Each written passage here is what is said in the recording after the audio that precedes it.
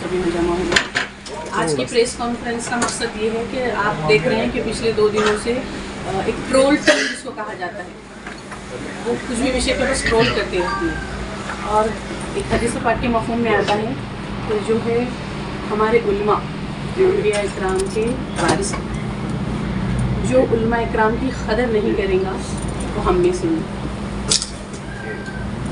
تو اگر ہمارے علماء کچھ بیان دیتے ہیں، کچھ ہم سے کہتے ہیں اخلاقیات کے اور ایک مفکرانہ انداز میں جو ہم سے کہا جاتا ہے، تو ہمارا پہلا فرض یہ ہے کہ ہم اس کو سنیں، اس بات کو سمجھیں اور حالات اور واقعات کے منظر میں جو فیصلے لیے گئے ہیں اس کو قبول کریں.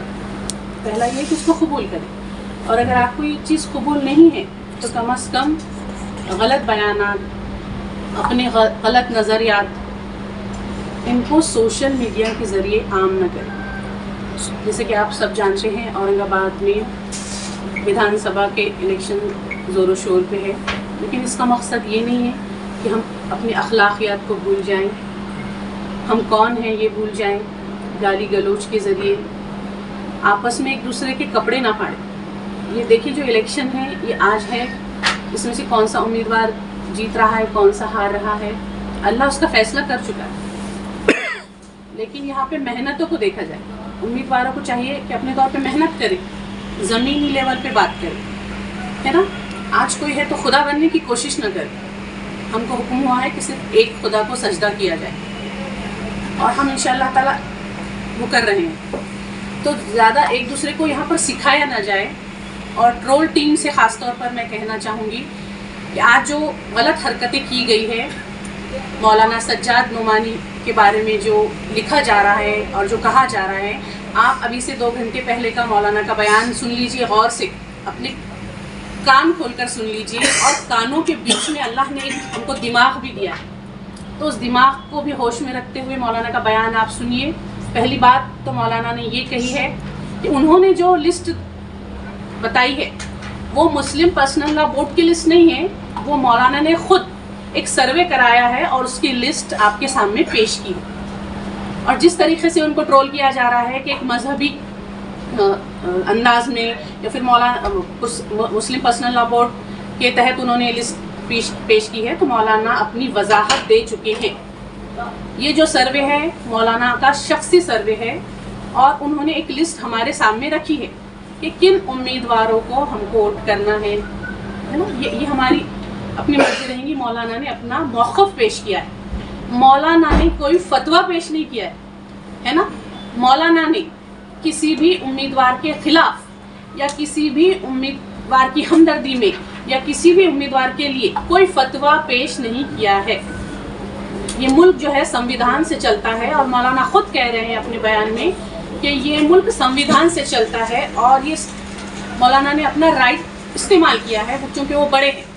اب اس میں ایک بات یہ ٹرولر ٹیم سے یہ آ رہی ہے کہ لکھنؤ والوں کی بات مہاراشٹر والے نہیں مانیں گے، ہے نا. تو میں آپ سے کہنا چاہوں گی مولانا ایک انٹرنیشنل اسلامک اسکالر ہے. وہ کوئی لکھنؤ والے یا مہاراشٹر والے یا کوئی اور صوبے کی یہاں بات نہ کی جائے. مولانا سب کے مولانا ہے نا. تو یہ بات ہٹا دیجیے. پھر کچھ کہہ رہے ہیں کہ ہم مولانا کے اس لسٹ کو نہیں مانیں گے، یا مولانا نے جو کہا ہے ہم اس کو نہیں مانیں گے. تو پھر آپ مولانا کے پاس کیوں گئے تھے؟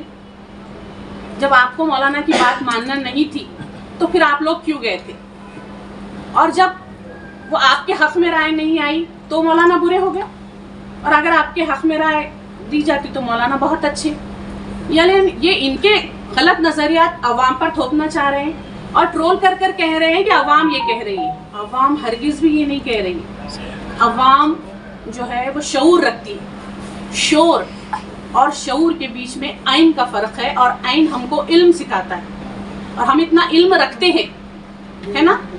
ہم آج کیا کھا رہے ہیں یہ ہم کو سمجھ میں آتا ہے نا، ہم کھانا ہی کھا رہے ہیں. تو ہم شعور رکھنے والے لوگ ہیں، اور اورنگ آباد کی عوام بھی شعور رکھتی ہے. تیسری بات میں کہنا چاہوں گی کہ آج مختلف سیاسی پارٹیوں کے اسٹیج سے کہا جا رہا ہے، کوئی ہندوتو کے نعرے دے رہا ہے اور کوئی تکبیر کا نعرہ دے رہا ہے. تو آپ کو یہ لگ نہیں رہا کہ یہاں پر ٹوٹل جو پالیٹکس ہے, گھٹیا پالیٹکس جو ہے وہ دھرم کے نام پر کی جا رہی ہے؟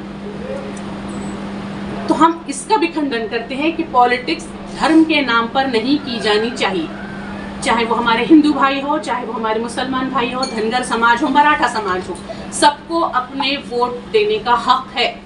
اور ہم کس کے حق میں ووٹ دیں گے یہ ہمارا پرسنل حق ہے. متدان پیٹی میں ہمارا ووٹ کس کو جا رہا ہے, ہم کسی کو بول کر نہیں دیں گے, وہ ہم کو جس کو دینا ہے ہم برابر دیں گے. اور ایسے ہی عوام کریں گے, اورنگ آباد کی عوام. آج جب اسٹیج سے ہم کو یاد دلایا جا رہا ہے, ہم کو کلمہ پڑھایا جا رہا ہے, تو الحمدللہ ہم تو 24 گھنٹے ہم پہ ایمان فرض ہے, ہم لا الہ الا اللہ والے, ہم کو کیوں یاد کرایا جا رہا ہے؟ اور جب آپ کہہ رہے ہیں کہ ہم لکھنؤ والوں کی بات نہیں مانیں گے, تو پھر ہم دلی والوں کی, ہم حیدرآباد والوں کی, ہم ممبئی والوں کی ہم بات کیوں مانیں؟ جب آپ لکھنؤ والوں کی بات نہیں مان رہے تو آج اسٹیج پہ الگ الگ صوبے کے لوگوں کو کیوں لایا جا رہا ہے؟ جب اورنگ آباد والوں کو اورنگ آباد کی ہی بات ماننی ہے تو نہ لایا جائے باقی کے لوگوں کو. یہاں کے جو سیاسی شعور رکھنے والے لوگ ہیں یہ آپس میں بیٹھیں, یہ آپس میں مشورہ کریں. ہمارا دین ہم سے کہتا ہے کہ مشورے میں خیر ہے. آج کوئی بھی اسٹیج سے نیچے آنے کے لیے تیار نہیں ہے. جو بھی ہو رہا ہے سوال جواب صرف اسٹیج سے ہو رہے ہیں. پھڑنویس کچھ کہتے ہیں, پھر یہاں سے ان کا کچھ جواب دیا جاتا ہے. تو یہ سوال جواب کب تک؟ جو یہاں کی عوام ہے, جو اورنگ آباد ہے, یہ ہے تو تہذیب اور ثقافت کا گہوارہ ہے.